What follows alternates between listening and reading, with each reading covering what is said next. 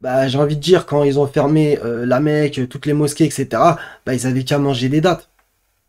Bah, oui, bah, oui. Bah, fallait manger des dates au lieu de fermer les mosquées, de dire ceci, cela, etc. Et au lieu d'inciter les gens à faire le PA2S et l'injection. Non, vous auriez dû donner des dates pour tout le monde. Salut à tous les frères et sœurs. Aujourd'hui, on va parler des dates. Oui. Pas d'une date dans le calendrier, non, des dates qu'on mange. 5768, Amr Ben Saad, de son père, dit. Soi-disant, le prophète a dit. Donc, je parle toujours au conditionnel quand je lis les hadiths, pour ceux qui viendraient de débouler. Celui qui de matin mange des dattes à joie, rien ne peut lui causer du mal, ni poison, ni sorcellerie, et ce du matin jusqu'au soir. D'autres rapportent 7 dates, donc le chiffre. Donc l'autre hadith, celui qui de matin mange 7 dattes à joie, rien ne peut lui causer du mal durant le même jour, ni poison, ni sorcellerie. On va voir que déjà il y a écrit rien ne peut lui causer du mal, et on va voir que sur les sites de hadith, ça va être enlevé ça. Alors que là, on va s'intéresser aussi surtout au poison et à la sorcellerie. D'accord? Qu'on va voir que ça serait arrivé au prophète dans les hadiths. Donc, il y a quand même quelque chose d'intéressant. Donc, comme je te le montre à l'écran, le prophète aurait se disant dit, celui qui mange le matin 7 dates de la variété à joie, aucun poison ni aucune sorcellerie ne lui nuiront ce jour-là. Donc là, tu vois bien qu'ici, il y a écrit poison et sorcellerie. Seulement ces deux choses, entre guillemets. Et là, il y a écrit rien ne peut lui causer du mal. D'accord? Dans les deux hadiths que tu vois à l'écran. Rien. Carrément rien. Donc tu vois que là, il y a quand même une certaine différence. On va poursuivre. Donc c'est par rapport au pseudo-ensorcellement du prophète. Moi je dis pseudo parce que je ne crois pas à cette histoire. Surtout qu'on va lire coraniquement par rapport à ce mot, donc l'ensorcellement, etc. Qu'on a accusé plusieurs prophètes de l'être, etc., etc. Aïcha aurait dit, donc dans le hadith 3268 dans Bukhari, le prophète a été ensorcelé. Et d'après Aïcha, qui aurait dit, le prophète fut ensorcelé au point où il croyait avoir fait ce qu'il n'avait point fait, et ce jusqu'au jour où il invoqua Allah, etc. D'accord? Et on voit plus bas, il dit, il est ensorcelé, voilà ce que les gens disaient, qu'il a ensorcelé, etc. On va s'intéresser aussi à la phrase, fut ensorcelé au point où il croyait avoir fait ce qu'il n'avait point fait, ce qui est pas rien. Là, on parle d'un prophète qui a beaucoup de choses à faire. On va voir que ça aurait duré un certain temps. Donc là, dans le 5779, on le voit aussi que c'est encore écrit, ces fameuses dates. Là, c'est une autre variante du hadith que je t'ai lu juste avant, le 3268. Aïcha qui aurait dit, le prophète fut ensorcelé au point et croyait avoir fait ce qu'il n'avait point fait. Encore une autre variante, 3175, tu le vois à l'écran. Il s'imaginait faire des choses qu'il n'avait pas faites, quand il était soi-disant ensorcelé. D'accord? Là, ça va être beaucoup plus grave encore. 6063, Aïcha aurait dit, le prophète resta durant une certaine période ensorcelé. D'accord? Une certaine période. Donc c'est vachement... C'est pas précis. Et ça fait vraiment flipper. D'accord? Si tu crois à cette histoire, tu te dis, attends, c'est un prophète. Et il sait pas qu'est-ce qu'il fait. Au point où il croyait avoir eu des rapports avec ses épouses sans qu'il ait vraiment fait cela. D'accord? Donc ça, on va s'intéresser à d'autres choses dans le contenu aussi de ce hadith.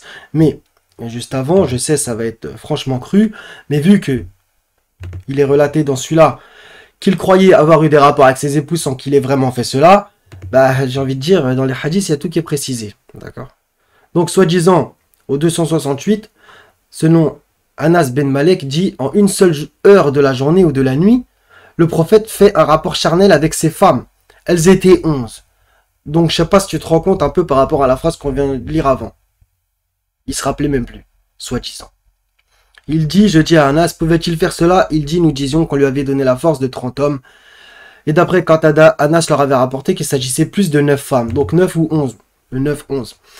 C'est dans le 284 que tu vois cette petite variante. Fait un rapport charnel avec ses épouses en une seule nuit. Il avait alors 9 épouses. Donc 9 ou 11. D'accord? Je crois pas à ces histoires, mais il faut que tu comprennes. S'imaginer faire des choses qu'il n'avait pas faites. Et resta durant une certaine période ensorcelé au point où il croyait avoir eu des rapports avec ses épouses sans qu'il ait vraiment fait cela. Donc tu imagines un peu la gravité. Surtout si tu crois à l'histoire de 9 ou 11.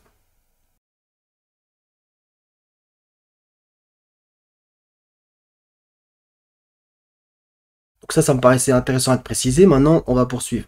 Par rapport à cette fameuse histoire de la chute de Khaybar, donc c'est l'histoire officielle, etc. Selon Abu Huraira, qui dit après la chute de Khaybar, donc c'est un endroit, on offrit au prophète une brebis dont la viande était empoisonnée. Puis là, on voit pas bien le bas. Donc voilà, grosso modo, il a été empoisonné, etc. On voit tout en bas, il parle avec des juifs, etc. Selon l'histoire officielle, les juifs lui dirent, en gros, si tu étais un menteur, nous nous serions débarrassés de toi, et si tu étais vraiment un prophète, cela ne t'aurait causé aucun mal. Donc, ce qui est très intéressant dans cette histoire, c'est, on va le voir après, ici. Donc, dans les Sunan Abu Daoud, donc d'après Abderrahman ibn Awf, le prophète acceptait les cadeaux mais ne mangeait pas de l'aumône. Une femme juive de Khaybar, donc tu vois le lien, a donné une brebis grillée qu'elle avait empoisonnée. Le prophète, soi-disant, en a mangé et les gens en ont mangé. Alors le prophète a dit, levez vos mains car elle m'a certes informé qu'elle était empoisonnée. Mais là, en fait, t'as l'impression que c'est la femme qui l'a informé, alors qu'en vérité, c'est ici, donc je t'ai fait la capture, mais tu le vois, le petit 2, c'est-à-dire que la brebis, une fois cuite, l'a informé de cela. Donc c'est la brebis qui lui aurait dit que elle était elle-même empoisonnée.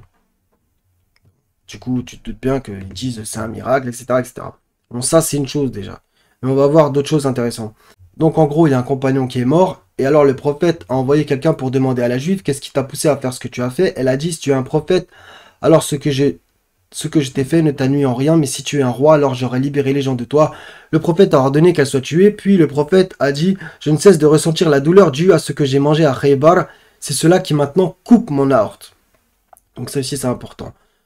Donc tu vois, grosso modo, ça parle de l'ensorcellement dans les autres hadiths, qu'en vérité tu manges des dattes à joie, 7 le matin, bah l'ensorcellement tu touches pas. On te parle de l'ensorcellement du prophète, le pseudo-ensorcellement, finalement, qui faisait des choses qui se rappelaient plus, ce qui est quand même dangereux et grave pour un prophète. Et finalement, on te parle aussi, c'est une autre histoire, mais que je mêle un petit peu par rapport à cette brebis empoisonnée. Et là, il y a quelque chose d'important. C'est je ne cesse de ressentir la douleur due à ce que j'ai mangé à Khaybar. C'est cela qui maintenant coupe mon aorte. Donc, peut-être que tu vois pas vraiment où je veux en venir. Bah, c'est coraniquement que ça va être intéressant. Sourate 69, versets 43 à 47. Cherche refuge auprès de Dieu contre Satan le banni. C'est une révélation du Seigneur de l'univers, selon la traduction, moi je dirais plutôt des mondes. Et s'il avait forgé quelques paroles qu'il nous avait attribuées, donc à Dieu, nous l'aurions saisi de la main droite. Ensuite, nous lui aurions tranché l'aorte. Et nul d'entre vous n'aurait pu lui servir de rempart. Donc là, qu'est-ce qu'il dit ce hadith? C'est cela qui maintenant coupe mon aorte. Vous voyez pas le lien qui est incroyable. Donc, pour moi, ces hadiths, dans un certain sens, c'est comme si ils ont été écrits afin de faire référence à ce verset, pour mettre en doute le prophète. Voilà. Par rapport à l'ensorcellement, il y aurait des choses à dire, bien entendu. Par exemple, Pharaon dit à Moïse, ô Moïse, je pense que tu es ensorcelé dans le 1701.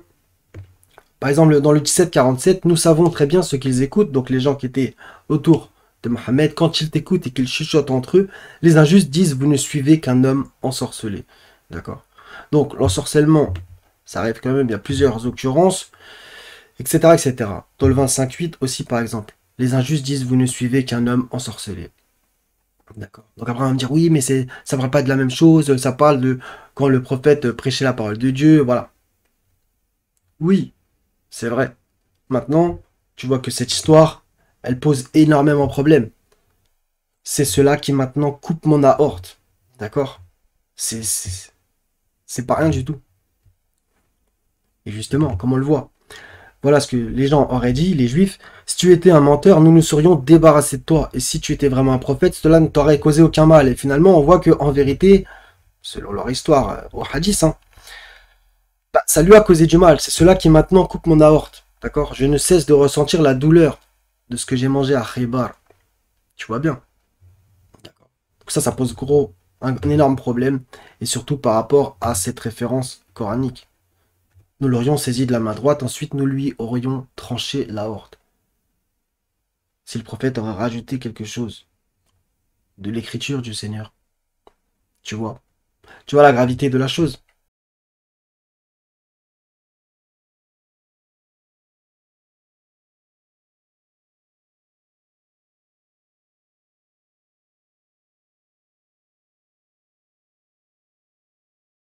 Au passage, je l'ai pas dit, mais ce genre de hadith peut être dangereux. En gros, les gens ils se disent, bon, bah, je vais manger cette date à joie. Il y en a même qui disent que c'est toutes les dates en vérité qui sont concernées. Rien ne peut lui causer du mal. Je sais pas si tu te rends compte. Rien. Ni poison, ni sorcellerie. Bah, j'ai envie de dire, quand ils ont fermé la Mecque, toutes les mosquées, etc., bah, ils avaient qu'à manger des dates. Bah, oui, bah, oui. Bah, fallait manger des dates au lieu de fermer les mosquées, de dire ceci, cela, etc. Et au lieu d'inciter les gens à faire le PA2S et l'injection. Non, vous auriez dû donner des dates pour tout le monde. Voilà. Donc soyez tous bénis les frères et sœurs. À la prochaine si Dieu veut. Paix sur les envoyés et louange à Allah, Seigneur des mondes.